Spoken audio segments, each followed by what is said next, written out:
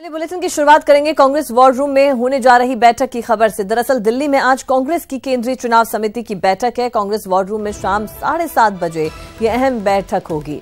संगठन महासचिव केसी वेणुगोपाल की बैठक की अगुवाई करेंगे और इस बैठक में दावेदारों के सिंगल पैनल पर चर्चा हो सकती है।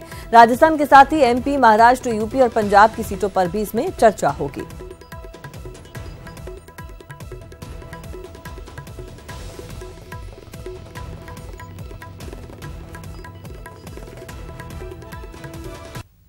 तो अहम खबर कांग्रेस वॉर रूम से आ रही है। यहां पर दिल्ली में आज कांग्रेस की केंद्रीय चुनाव समिति की बैठक है और शाम 7:30 बजे यह अहम बैठक होगी। यहां संगठन महासचिव केसी वेणुगोपाल इस बैठक की अगुवाई करेंगे और यहां पर दावेदारों के सिंगल पैनल पर चर्चा हो सकती है।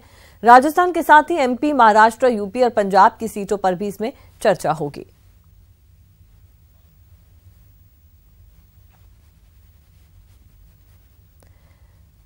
और चलिए इस पर ज्यादा बातचीत के लिए सीधा रुख करते हैं। हमारे दिल्ली से वरिष्ठ सहयोगी अभिषेक आड़ा हमारे साथ जुड़ चुके हैं।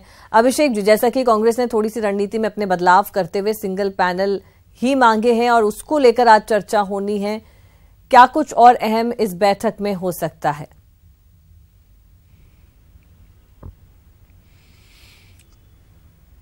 देखिए, सिंगल पैनल का नाम न होने से अनीता जी, कांग्रेस अपने पहले ही हाथ जला चुकी है। विधानसभा चुनाव के दौरान हमने देखा कि जो टिकटार्थी थे उनमें और जो नेता थे उनमें भी आपस में एक तरीके की प्रतिस्पर्धा हो गई थी उम्मीदवारों को लेकर कि किसे टिकट दिया जाए, किसे न दिया जाए। और उसी का नतीजा हुआ जो कांग्रेस पूर्ण बहुमत की अपेक्षा कर रही थी वो 99 पर सिमट कर रह गई। एक बाद में उन्होंने इलेक्शन जीता और अब 100 पर आई है।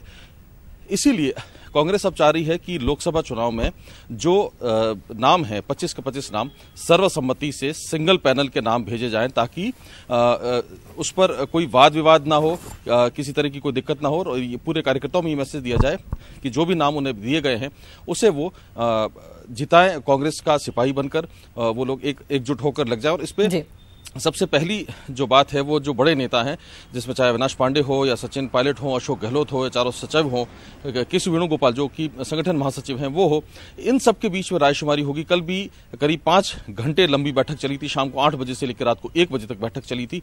1 बजे बैठक खत्म हुई थी। अब शाम को अब से कुछ ही देर में 7:30 बजे जो वॉर रूम है गुरुद्वारा रकाबगंज रोड पे, वहां पर यह बैठक शुरू होनी है और डिस्कशन होगा। आज सीसी भी 6 बजे से शुरू हुई है, वो भी चल रही है और उसमें भी राजस्थान, यूपी, मध्य प्रदेश, महाराष्ट्र और पंजाब के 20 के आसपास सीटें जो हैं उन पर नाम जो उम्मीदवार हैं उन पर मोहर लग सकती है, उन पर डिस्कशन हो रहा है। अनीता जी। जी अभिषेक जी, उसके अलावा अगर बात कीजिए, बड़ी महत्वपूर्ण बैठकें आज कांग्रेस द्वारा की जा रही है और अहम फैसले यहाँ पर लिए जा सकते हैं, लेकिन एक सबसे महत्वपूर्ण चीज, क्या सिंगल पैनल पर, राजस्थान की अगर बात करें तो सिंगल पैनल पर क्या सहमति बन पाएगी? क्योंकि पिछले जो विधानसभा इलेक्शंस हुए उन्होंने हमने खींचतान भी देखी थी पार्टी में अंदरूनी तौर पर।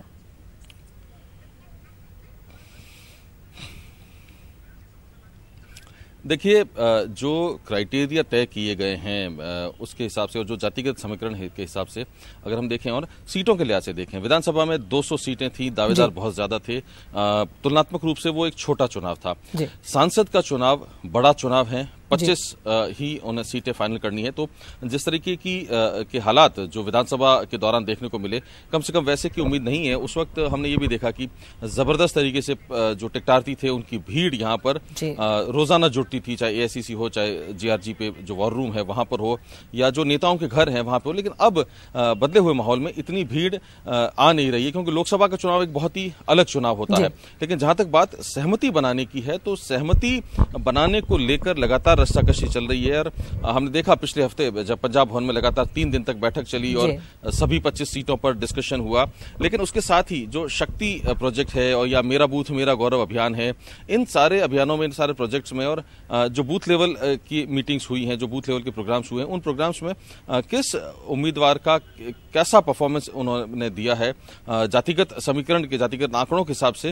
हालांकि सभी पॉलिटिकल पार्टियां कहती हैं कि जातिगत इस हिसाब से, जातिगत तरीके से या जातिगत आधार पर टिकट नहीं दिए जाते, लेकिन जाति एक ऐसा फैक्टर है जो हिंदुस्तान की राजनीति में, हिंदुस्तान के चुनाव में हमेशा कायम रहा है। तो वो भी उसके इन तमाम फैक्टर्स के अनुसार, सारे जो क्राइटेरिया हैं उनके अनुसार कितने उम्मीदवार हैं जो फिट बैठते हैं, और उसके बाद में जो बड़े नेता हैं वो कितने उम्मीदवारों पर सहमति, सर्वसम्मति बना सकते हैं, उसको लेकर उम्मीदवारों के नाम फाइनल किए जाएंगे। मैं आपको कुछ नाम बताऊं, मसलन की कुछ एक जो अभी तक इन्फॉर्मेशन मिल रही है उसके अनुसार ये तय किया गया है कि चित्तौड़गढ़ जो सीट है वहां से